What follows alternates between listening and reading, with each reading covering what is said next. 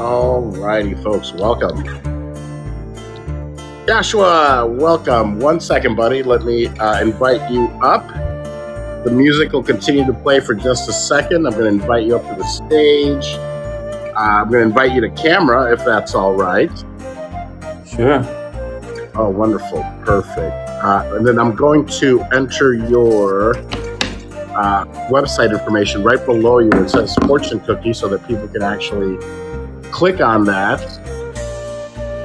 YouEnjoyLife.us and Vato.tv. Okay, got that. And let me invite you to video. I'll do the same for myself.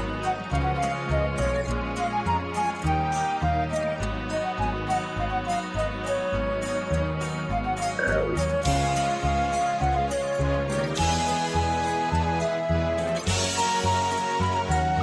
Okay, did you get the invite to the video? There it is. Perfect. 1 second. Welcome. And all righty.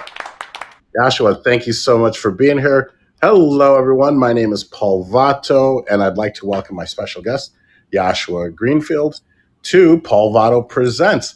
Joshua, thank you so much for taking some time and coming on the show. Yeah, pleasure. How's it going? It's going well, buddy. Thank you so much. I'm in Las Vegas, where I think it's a little warm to walk outside barefoot, but I'm excited to.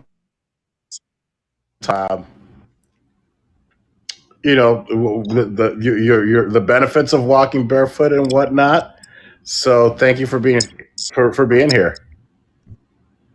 Yeah, of course. I love sharing about feet. What can I say? Yeah. I swear I don't have a foot fetish, but Do you get a lot of perverts hitting you up? I know it's maybe a silly question, but I can see where that might happen.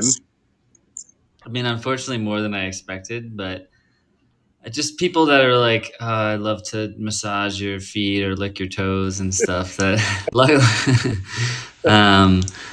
luckily, that's not the main. Isn't that? But there are people, which I understand. People like feet. It's just kind of funny to be obsessed with feet in a different way.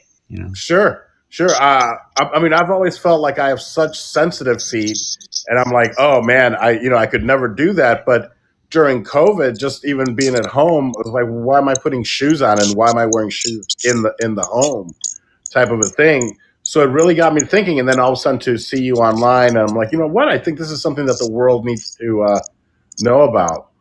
Brace the foot. Let's see here. Let's see if I can put these guys up. Yeah. Man, it's you really got it's almost like a hand. And now, have you built up like calluses, or how? Yeah, it's interesting because I've definitely built up calluses, so my feet are stronger, but they're also more malleable. So you start working all the different muscles and ligaments and tendons in the foot, and so even though the calluses help with protection, it's also the fact that it can like almost mold to any surface. So if I step on like rocks and they're all different shapes, my foot it's like a gel pad in an interesting way. So the callus, I'd say, mostly protects against, like, if you step on something sharp, it kind of provides that kind of first layer of defense. Now, you still want to be careful because if I step on a nail, it's going to probably go through my foot. But what's interesting about the feet is as you start to, like, reawaken them, as I like to say, they're so sensitive that if I were running or walking outside and I went to step on something sharp, I would pull back immediately before my foot would sense it, and I would pull back. I think a lot of people don't realize that they think that they're protected in a shoe, which in some ways that might be the case. And sometimes it might make sense to wear a shoe, really hot surfaces or crazy environments. But if you're mindlessly walking around in shoes, you could step on a nail and it could go right through your foot. Whereas me, I'm aware of every single step I take. So I'm really careful and cautious about where I step. That's amazing. How did this transformation come about, or how did you realize that was something that was for your lifestyle? And I don't even know if I'm wording it the right way, but how did this come about in your journey? It was definitely a revelation. I I grew up, my dad's a podiatrist, and my sister also is now a podiatrist. So I grew up around feet. But I was always told that I had flat feet and I had to wear orthotics, and I just never liked the way they felt. So I always tried to avoid them. Whenever I could, I was barefoot. Like, the beach, of course, but anytime I could be barefoot or in sandals, like, I never wanted to wear shoes unless I had to. But it wasn't until, 2, 3 years ago that I started like actually seeing that this whole barefoot thing was like a way of life, and it wasn't just for like a few weirdos. So when COVID hit, I moved to Colorado, to Boulder, and I was hiking, and something inside of me was like, you should try doing this. Take your shoes off. And I took my shoes off and I was walking, and I'm like, oh, this isn't bad. And after a while, it starts to be a little more painful, so put them back on. But within a month or two, I was like, never wanting to wear shoes again. And it was very, for me, like, I was learning about stuff and talking to people, but most of it was more of this internal calling of like, hey, this makes sense. And I'm very much a person who, if something makes sense to me, because I'm very discerning about everything that I do, and I really overthink everything over a million times. So if something makes sense to me, I'm going to try it, regardless of the conflicting research. Because as I'm sure you know, there's everything is contrasting and conflicting out there and contradictory. So at some point you have to kind of tune into what makes sense for you. So when I started doing that, and then I started learning about this whole world of feet, and suddenly everyone following me on Instagram is like the barefoot guy, or barefoot dad. I was like, oh, there's like a whole movement of people out there that are into this. And I didn't start making content until maybe, I don't know, it was a year and a half ago. I started posting some videos on TikTok, just random stuff about cooking and music and dancing. And then I made a video about having monkey feet, and it went viral. And then I was like, oh, I guess the world wants me to make foot videos now. Because I used to have a cooking channel and a cooking show that was successful online. So I'm not a noob to the whole social media world. And I know the power of like getting to inspire people in such a way. So the feet were calling, and I responded. Amazing. And you know what? I mean, they say, you really have to find your niche or niche down. And I think you really certainly have. And it's great though that, you already have this background in social media, or you already know how it works or how to do a successful campaign, if you will. But that's wonderful that you have found something, and that the world has responded, because, yeah, I watched some of your videos and I was like, oh, this is impossible. Like, I could never do it. But I've been more aware of my feet as I've been walking around. Uh, when I went to Florida a few weeks ago, and I was like, oh man, if we hit the pool, I better go get a pedicure. So I don't know what you would feel about that, like either getting pedicures, or would you even do that? Or do you just let nature kind of massage your feet and remove unnecessary calluses? And even, what about trimming your nails? Yeah, I mean, I'll trim my nails from time to time, but that's it. Otherwise, nature is the best pedicure. And I'm amazed people spend so much money on like, getting dead skin removed and massages and reflexology and mud baths. And literally just for me going outside and hiking in the mountains or on a trail, it covers all of that. And it feels great. Because if you know much about reflexology, the whole foot, the whole body's mapped out in your foot. So every place in your foot is associated. Let's say this is your foot. Like, each spot is associated with a different organ in your body, and your neck, and your head, and your kidneys, and your liver. So reflexology, they'll press and massage and rub on different areas to support you if you have like something with your kidney or your heart. Now, when I'm walking barefoot, I'm hitting all those points. So when I come off of a hike, it's like, it feels like I almost got a full body massage, which is pretty amazing. And I'll say this, yeah, even, if you're going to go barefoot, it's going to slow you down drastically. And I think that's a good thing. I've met runners. I ran a barefoot marathon last year and in the mountains, and no one had ever attempted this course before barefoot. Everybody thought I was crazy. And I was pretty new. I'd only been running barefoot for like 8 months at the time, but I went for it. And it took me a long time to finish. But after the race, this guy come up to me, and he was covered in blood. His knees were bloody. And he's like, I fell 8 times during this race, and I'm an ultra runner. I run 150, 100-mile races, but I've never been barefoot. And I want to know more about it because I've spent thousands of dollars on shoes, and I just have problem after problem after problem. And he's like, is it worth doing it? And I was like, for me, it's the best shoe ever made is our foot. So yes, but as a runner, know that you're probably used to running. Maybe you can run 7 miles in an hour or something. Well, what if you could only do 1 mile in an hour? Is it still worth it for your ego? So it slows people down. And if you're willing to say, hey, I can still get a lot of benefits, like I'd rather walk, 100 yards barefoot than a mile in shoes, like, and just not being present. Because if you're walking 100 yards and you're present with every step and you feel every step and you feel the ground beneath your feet, there's just a lot of benefits that come from being in that. It's like a meditation, versus just trying to like run just to get your miles in. Amazing. I mean, well, I've done, not necessarily have done research, but I remember reading or watching videos on indigenous people either running barefoot or with just like sandals. I think that there's maybe a famous woman out there that just runs on almost like homemade sandals, but will run a full marathon. And people are like, how can she do that? And then other people running marathons barefoot. And you're like, wait, how can you do that? Like, I'm used to wearing shoes or boots or trail shoes or anything. Yeah, so when I was getting into the barefoot stuff, I was told about this book called Born to Run, which is now like if you're a runner, it's like synonymous with running. It's a famous book. It's about the Tarahumara, or otherwise known as the Raramari. I probably am saying a little bit wrong.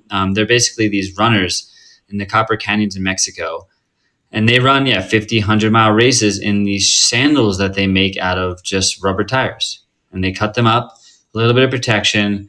And they can run for seemingly forever with very little food, very little water.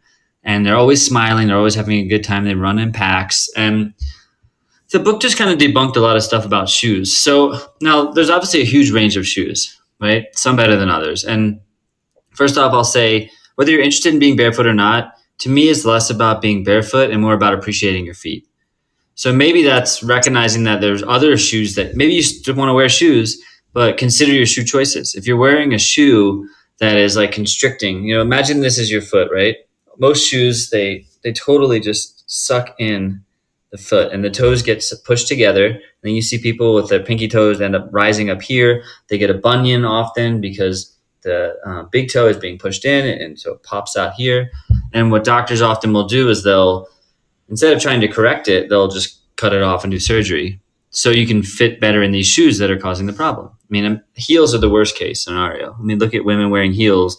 Their toes are totally sucked together, and they're raised their heel, and they're basically taking away all the functioning of their foot. So you think about your hands. If you had to do, like, I cook, I play music, I do a lot of stuff. If I had to do that with wearing mittens or like tight, restrictive things on my hands, it would suck. And that's how I feel about feet. I'm like, wow, every single toe does something different when I'm walking, when I'm climbing on rocks. Like every toe is engaged. And if I don't have that, I'd feel really unsafe. So I know people that go back to wearing boots after being barefoot, and they're like, whoa, it's really hard now because I feel really unsafe.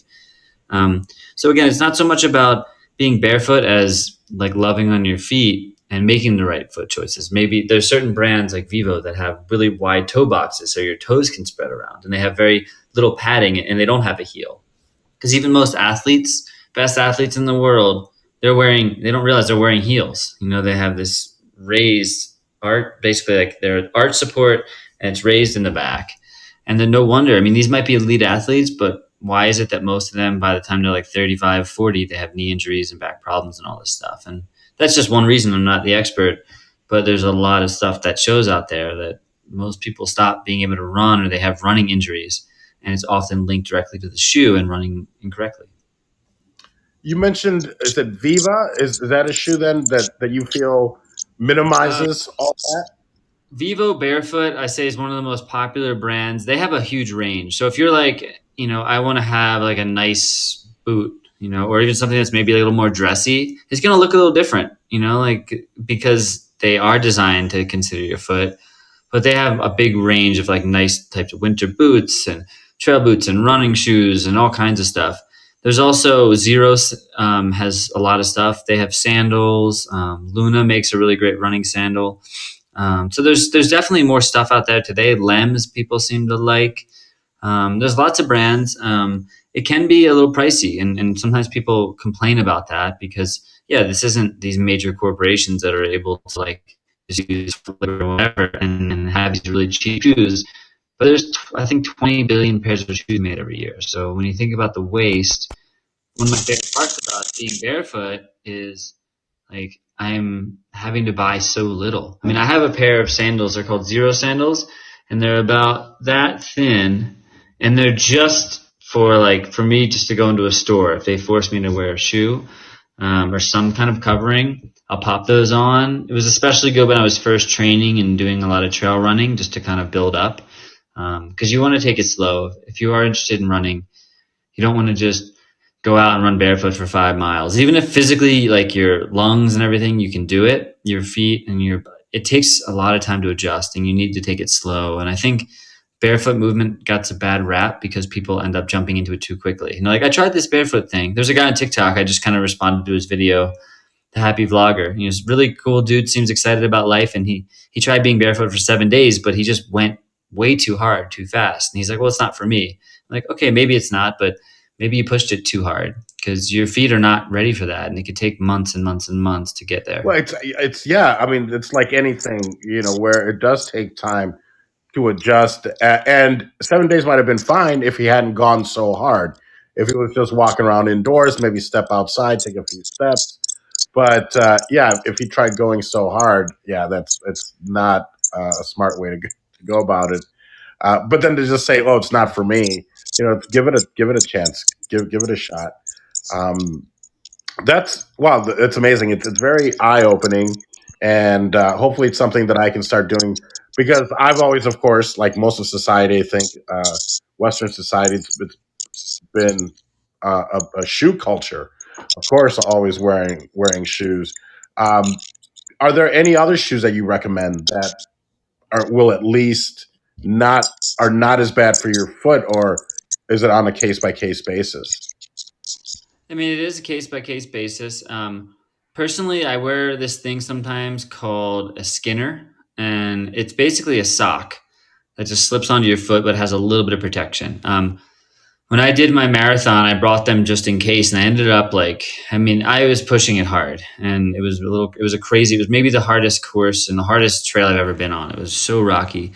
So for about 6 miles of that, I put on my Skinners kind of on and off it was almost unbearable. Now, if I were to do it, it'd be a lot easier, but I was still pretty new to the barefoot thing at the time, and I wasn't able to train much, so it was intense. And what I love about Skinners is they just fold. They're like a little socks. They kind of fold up, and you can carry them in your backpack.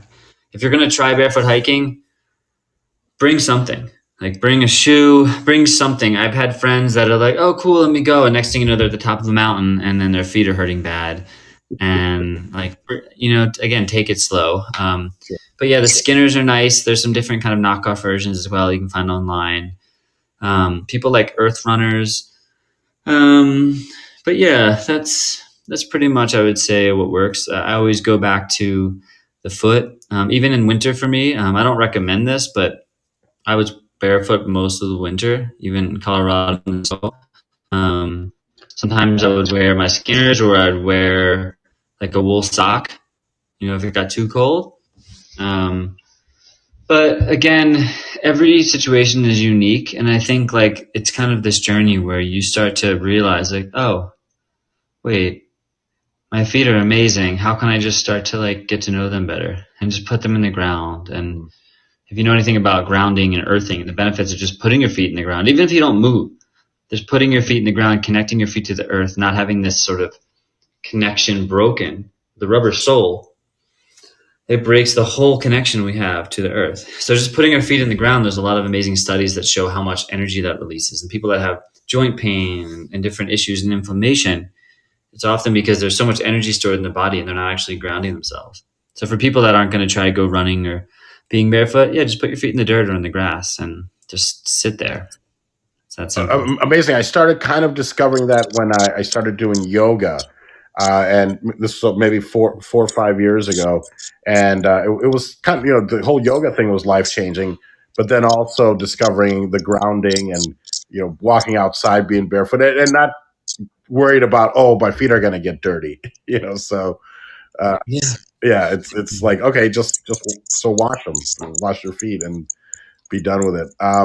But it's not just, you mentioned music, and that's something also that you're known for. Is it your music and your cooking or your lifestyle as far as that goes? And if you want to talk a little bit about that and some of the retreats that you run. No pun Yeah. intended. So yeah, I run and I walk them too. Um, for me, I think what's one of the interesting things about life is that we can segregate our experiences, but like at the end of the day, living life, like how do you learn how to live a good life? And that's not just one thing. People can develop skills. You can be a really good lawyer, a really good doctor, but if you don't take care of your health or you don't understand your relationships with your friends, like, we're living in this very segregated society where people just sort of specialize in something. And I think they often hide behind it because it's easy to like go to school, work really hard, start a company and be like, oh, I'm the person that runs this big company.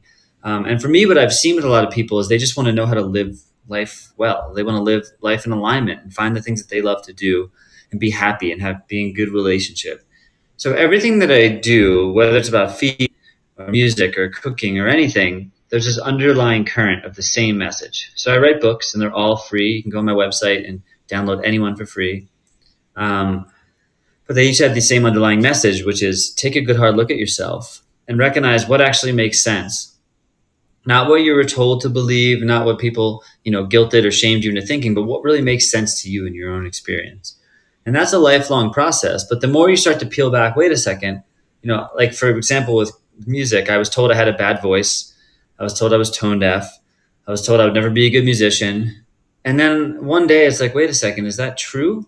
Or is that just something somebody told me when I was a kid? I made up a story about it and I spent my life living into this belief. Same with, I was told I had ADHD from a young age. I had to take a lot of medication and I couldn't focus.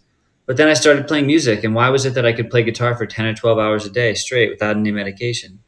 I'm like, oh, is it really that I can't focus? Or is it just that in the context of sitting in a classroom, reading a book that I have no interest in, that of course I can't focus? And then so it all ties together because then suddenly I'm outside and I'm barefoot. And suddenly it's not attention deficit disorder. It's actually awareness. I have a heightened sense of awareness because when you go back to like hunter-gatherer days, they're out there walking. They have to be aware of a million things at once. They're not just focused reading a book. They're like noticing every step and every sense and animals and predators and stuff. So everything kind of ties in together. Music was really the first thing that showed me that. It was the first piece where I was like, oh, I can be more than I thought I could be, right? So when I started a band in college and started pursuing that career, I was like, this lights me up. I could wake up every morning and do this. And I love doing this. And then over time, the cooking thing started to come into play. And I started making cooking videos for people. And it was a similar thing. I grew up with a lot of bad eating habits and a lot of health issues. And I didn't know anything about nutrition or health. And when I started eating better and cooking for myself and actually considering not just what I was putting in my body, but how I was eating, well, suddenly these layers open up. I'm like, oh, I can actually feel better based on my experience of eating. And again, not just what, but also how. Am I stressed out and I'm just shoving down a cheeseburger down my throat, or am I sitting there and I'm present with the food? I'm savoring every bite and I'm listening to what my body wants, and it changes the experience.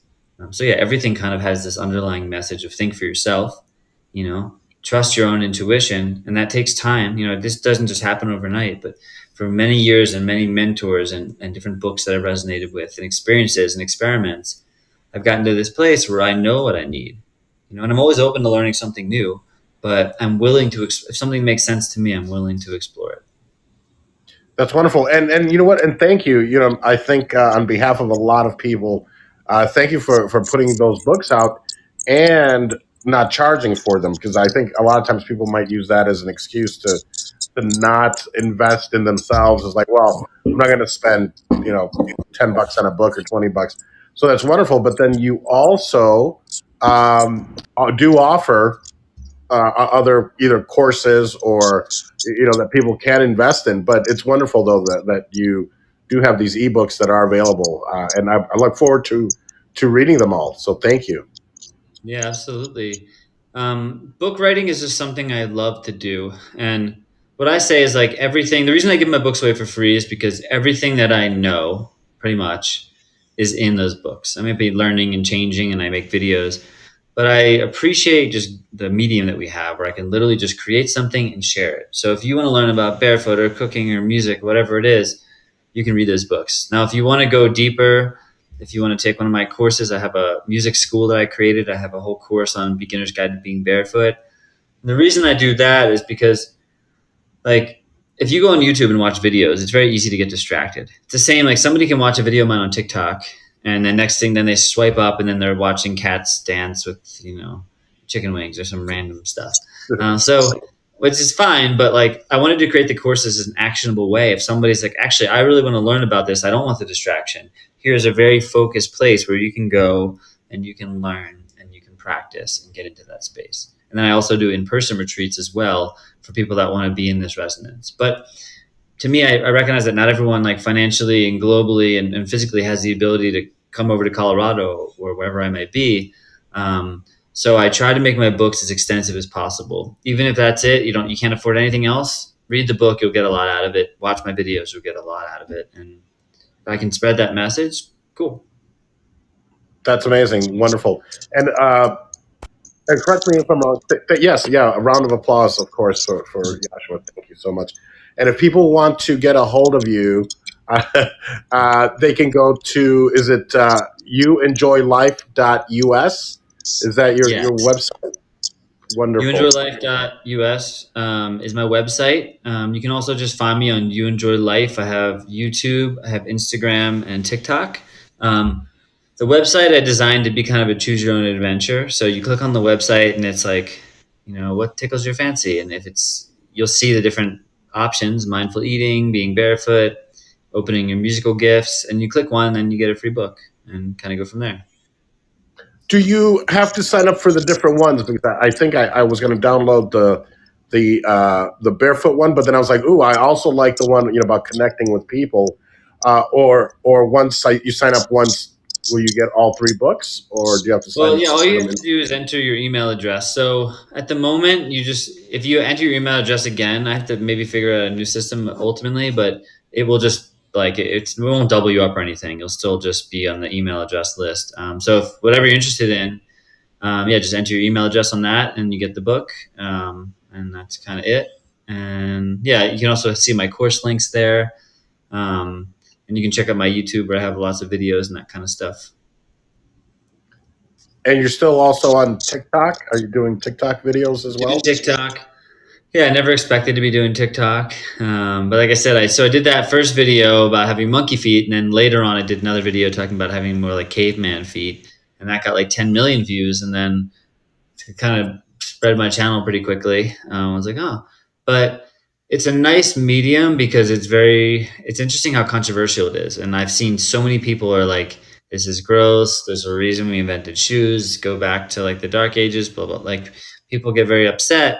And then I think the equal amount of people are like, this makes sense. Or, man, I watched your videos and I started taking my shoes off and like, it's been 3 months now and my whole life has changed. And so it's worth it for me. I recognize that there's a lot of controversy out there. I think that's a good thing because if you're doing something that everybody agrees with, which is maybe impossible, but if you were in theory, it's probably a little too status quo. I like to challenge the status quo, but it's like not rebel without a cause. To me, these are just things that make sense. And, if you go back into the history of shoe companies, like the reason that shoes were invented and created has changed so much over time. And now it's actually easier to sell a shoe for fashion than it is for function. That's why like most of the shoes that you're being sold on like look really cool, but they're not designed to consider your foot.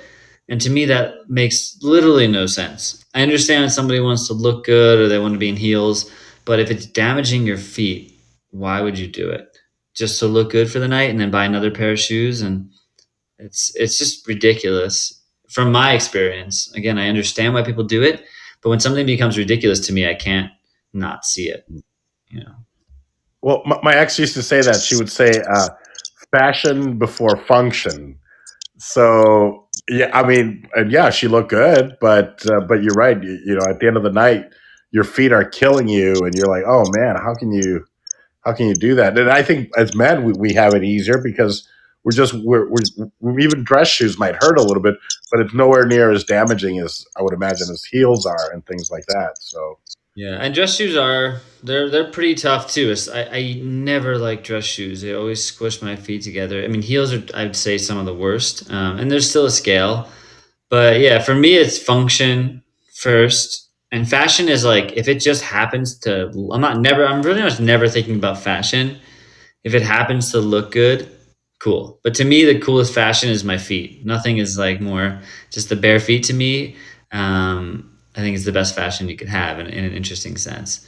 So if people are considering their shoe choices, actually, I recently interviewed, and you can see it, it's free on my YouTube channel, a podiatrist who kind of saw the light many years ago. And interestingly enough, he's like worked a bit with my sister, and he studied at the same place my dad studied, and he kind of saw the light and was like, wow, this barefoot thing makes so much sense. And not just being barefoot, but again, considering shoe choices. His name is Ray McClanahan, and he created this thing called correct toes. And the whole idea was that they're toe spreaders. And when you put them in, they help to keep your feet and your toes in much more straight, much more open, right? And what he discovered was where people were getting bunions and having to get surgery, by creating this thing called correct toes and helping to spread out the big toe, he could actually help people to not have to get this surgery. So before you're going to consider just like getting part of your foot chopped off, that's a big surgery, why not at least recognize that there might be another way? And everyone's unique. I'm not saying it's for everybody, but for a lot of people, maybe just wearing these correct toes and doing toe exercises and wearing the right shoes could change that. And to me, that makes way more sense than just going under the needle or the knife, whatever they call it. Yes, such a great recommendation. And I did first read about him or see him on your channel. And of course, that I went over there and checked it out. And he does have, the different exercises or stretches that you can do for your feet. And of course, the product that he invented or sells there. And I believe he's the one that was raised in like Western Africa as a child and was talking about that. So he has a very interesting story. So thank you for exposing that to me and to the world. So thank you. Yeah. And one thing he said that really stood out to me in the interview, he's like, I will go to these podiatry conferences. And for those who don't know, because I guess it's somewhat standard, but some people don't, podiatry is a foot doctor, which is my dad and Ray. And he'll go to these foot conferences and he'll bring up stuff about shoes, and a lot of podiatrists, most of them like won't even hear it. They're like, no, it has nothing to do with that. So they're not even considering that the shoe is causing the problem, and they're treating a foot without thinking about maybe it's the shoe that's the issue. And Ray was looking around and he's like, this is interesting because all these podiatrists here, they're in their 40s and none of them are able to run anymore because of injuries. And there's something to like, wait a second. Why is it that all these podiatrists that are supposed to be foot experts have knee problems and back problems? And there's no miracle cure for anything, but so many people start going more barefoot or wearing more barefoot shoes. And if you transition properly and take your time, a lot of those issues start to go away. Because if you think about the foot, because it's the foundation of your body, if you take away all the functioning of the foot, how is that going to then ripple out through, say, this is your knee, and hips and everything? It's going to change the whole way that you function. And you have to compensate for it. And over time, it's just going to get harder and harder. Amazing. So it sounds like, the younger we can get to not wearing shoes and walking around more barefoot, the better. Have you had you probably have any negative experiences, either trying to walk into a business and the whole no shoes, no shirt, no service, or do you already know that that's going to happen and you boot up or shoe up? I mean, I definitely got kicked out of a grocery store recently. It's interesting because it's frustrating, but I also get it. So the no shirt, no shoes, no service goes back to in the 70s and before discrimination, when the discrimination laws were passed. Basically, shop owners wanted to keep certain quote unquote like undesirable people out, but they couldn't because of discrimination laws saying you can't discriminate on someone because of color and race. So what they did was they started getting clever, and they're like, oh, no shirt, no shoes, no service, because who are the people that are probably not going to have shoes or shirts? Minorities, homeless people, hippies, and things like that. So for some reason, unfortunately, 50 plus years later, that's just carried over, and people they write it on the window and they're not necessarily thinking about the reasons why. So I like to just educate people, and if somebody tries to kick me out, I'm at least going to say, hey, like, do you know why this law is in place? Or not law, it's not even a law. Because actually you can be barefoot, legally you can be barefoot anywhere in the United States. So a place has the right to ask you to leave, a private property has the right to ask you to leave for whatever reason. But that aside, you can be barefoot anywhere. So there's a lot of people like, oh, you can't drive barefoot. You can drive barefoot. There's no place you can't be barefoot. It's more up to your own thing. So when I get kicked out of a place, I'll try to talk to them, but some places won't let me in, and I try to avoid those places as much as possible. Sometimes it's inevitable, and I don't mind popping on a shoe, but I tend to go to places that like appreciate being barefoot. And what you'll see is as you go more and more barefoot, your lifestyle might change, and the places that you might want to go. I tend to just like want to be outside in nature most of the time because that's where I feel the best. There's a couple grocery stores here, natural grocers, that let me in barefoot. So that's one of the places I shop other than farms and farmers markets. Amazing. I don't know how you would do it here in Vegas when like now it's already gets over 100 and it gets the ground gets really hot. Yeah. Are your feet tougher and that they can stand these extremes, or is it, I don't know, just a matter of getting used to it?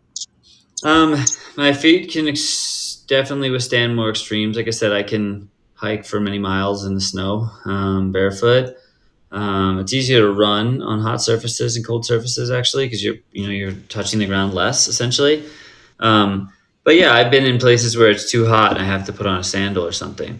But that's why, again, it's less about specifically being barefoot because some surfaces, especially man-made surfaces, aren't as good for it.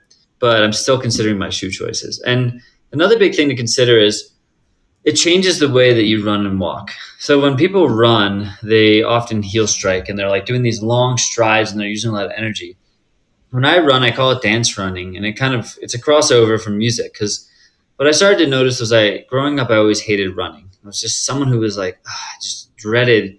I played a lot of sports and I just dreaded running. It was the most boring, painful, terrible thing. But then I would dance and I could dance for hours and just be in such a good mood, listening to the music, smiling, moving my body. And I could move a lot. Like I could kick my legs up and do like a full body workout, but I had so much more energy. So what I started to do was I started transferring the idea of dancing to running and walking. So now I can kind of demonstrate here at my friend's place right now. Let's see, if you're like dancing, right, you're kind of like dance to the music, right? Now, if I were to like dance but just move forward a little bit, I'm not straining myself. I'm just kind of allowing my body to use momentum with like a slight lean to just kind of move forward. So when I run, if you notice, I'm not like, this is maybe a regular runner is kind of like doing these like long strides like that. Takes a lot of energy, uses a lot of muscle. But for me, I'm like this very just light, loose on my foot. And when I move like that, I can go for a lot longer. So that's what shifted it for me. I was like, oh, I love dancing and I want to do more movement outside in nature. So I feel like I'm dancing through the trees and I can go for a long period of time. I use a lot less energy. I've gone, 13 plus miles without taking any food or water, running in the mountains. And we're at like almost 6,000 foot elevation here because I'm using a lot less energy. So that's how like these things start to combine because I'm like, oh, okay, I love music. Dancing's fun. I want to move, but I don't want it to be this hard workout. And then what it does is your feet, because you're being so light on your feet, it actually takes, it's a lot less painful to the bottom of your feet and starts to feel good over time. Amazing. Wow. It's like you've discovered this whole new, all these new methods that you've kind of made your own and getting out there to the world. So thank you for that. You're very inspirational and very motivational. One more thing. Normally, and this is normally how I start, is I try to find out a little bit about your background. Now, you said you moved to Colorado. Where did you grow up? And has your family especially because they're foot doctors, podiatrists, have they also started seeing, where you're coming from? But where did you grow up? I grew up outside of Philadelphia, kind of in the suburbs. And then I started a band in college and we all moved to New York City. So I lived in Brooklyn for 10 years. And that's really where I feel like I came to be. But, I got married in Brooklyn and just was getting really tired of the concrete jungle. So moved out to Colorado. I was living in Denver for 3 years and I went through a divorce and went to Peru to do some medicine work with ayahuasca and all that stuff, and then came back to Colorado, moved in with a friend in Boulder. And yeah, it's been quite a journey. When I first started doing it, my dad and my sister were like, "You're crazy," because the truth is, they weren't trained to know much about being barefoot. So for them, it didn't make any sense, and understandably, like a lot of the patients are treating. My dad treats a lot of older people and people that have a lot of health issues that probably shouldn't be going barefoot, at least not to the extent that I am. So it's definitely changed over time. My sister has said that for someone like me, it makes sense for where I live. She wouldn't recommend it to somebody in a city. And I probably wouldn't have gotten into being barefoot in Brooklyn. It probably wouldn't have made sense. Now, there are people that do it in cities, and I've walked around cities barefoot carefully. But I'm not going to try to convince someone living in a city to do it. I'm not going to try to convince anybody. It's not really convincing so much of, it's like the Buddha says, like, don't take my word for it. Don't believe me on blind faith. Come see for yourself. Come try it on. See if it makes sense to you. I only do it because it makes sense to me. What's funny though is a lot more studies are coming out about being barefoot. So like my mom called me the other day because she was skeptical too at first, and she's like, I just read a study that like talked about, I think it was babies and how like you should put them in shoes for the first many years of their lives. And I look at my niece who's 2 years old, and she's just trying to kick her shoes off. I remember when I saw her when she was 1 year old. The first time I met her, because during COVID she was born, so it was hard to like go out to see them. She was just trying to kick her shoes and socks off, and you see that with kids a lot. They just like want them off because they know there's something like I think inherently not right about them. And if you don't put your kids in shoes for like the better part of like their early years, they actually develop better foot functioning. You see that with runners too. Some runners know to train barefoot at least partially, because even if you train like a quarter of your training barefoot, it's going to help you when you put shoes on because it's going to change how you run. So again, we don't have to go extreme, but for me, I'm starting to see, like my dad read my book, and I'm starting to see maybe him open up a little bit to it. He thought it'd be cool to x-ray my feet and to see how they change over time. Because to me, it's undeniable. There's some level about this stuff that just makes sense. That's why I don't need to convince anybody, because the people that know are excited about it, and the people that don't know but are like curious are like they want to know more. I tend to put people into different categories. You've got the people that are like the naysayers that are like, you're crazy, screw that, I would never do that. I'm not even going to try to have a conversation with them, because I just like to lead by example. So if somebody sees me on the trail, I get a lot of weird looks and people are like, whoa, that's crazy. But every once in a while, someone's like, oh my God, you're barefoot. Like, can you tell me more about that? And I will always stop and have a conversation with anybody that wants to know. Because if I'm kind of like a poster child for being barefoot, and walking around the mountains barefoot, people are going to see you and they're going to be curious. So if somebody's interested in it, or maybe they heard about it, like I will gladly share what I know. Amazing. Well, wonderful. Thank you so much for taking time. I know that it was kind of random that I just reached out to you, but I'm glad that you were able to come on and maybe spread the word a little bit, and maybe we change someone's life for the better. Then good, good for us and good for you. So thank you for taking the time to come out. Any final thoughts, or again, where people can find you, or if you just have any final thoughts? I've already put your website. A round of applause for Yoshua. Thank you so much, and I hope you don't. I hope you don't mind the sound effects. It's part of this fireside experience.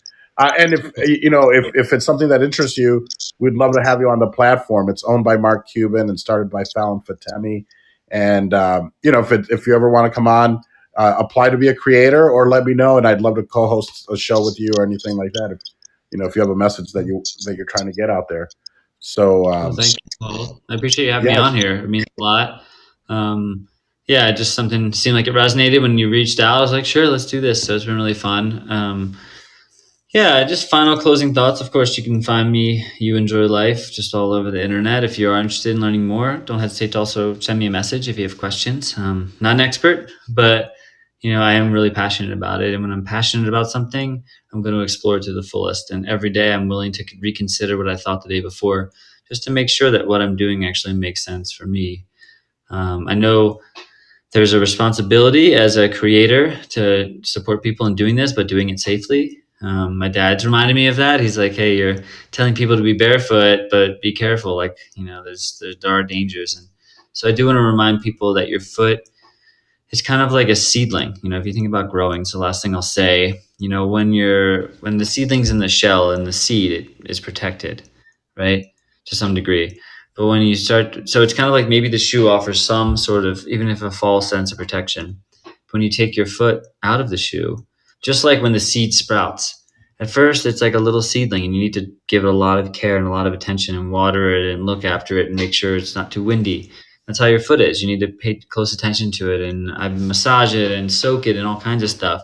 But as that seed grows, eventually it becomes this really big plant, flowers and fruit. And that's what your foot has the potential to become. So if you're patient and you take the time to really condition it, you'd be amazed. But go at your own pace. Even Ray said, he's like, run 100 yards to start. Don't try to run 5 miles. Just go a little bit. Walk for 5 minutes and then put your shoes back on. And then walk 5 more minutes, whatever it is. Take your time, take it slow. And with me, it took within 3 to 6 months, I was like, I was sold and I was done with shoes forever. So it's not that long. Even 2 years isn't that long in the grand scheme of things. So yeah, take your time, have fun, love on your feet. These things are a miracle. A miracle. And look, people think my foot's going to be gross and weird. I mean, I think that's like a pretty foot. I'm not like cleaning it. I just think it's a nice smooth foot. So if you're worried about your feet looking gross, I think they'll look way better. Yeah, wonderful. Well, thank you for being so open. Thank you for sharing, and thank you for being here. I appreciate it. And folks, if you're here, please let's give Yoshua a round of applause. And thank you guys so much for being here. So thank you. Thank you for having me.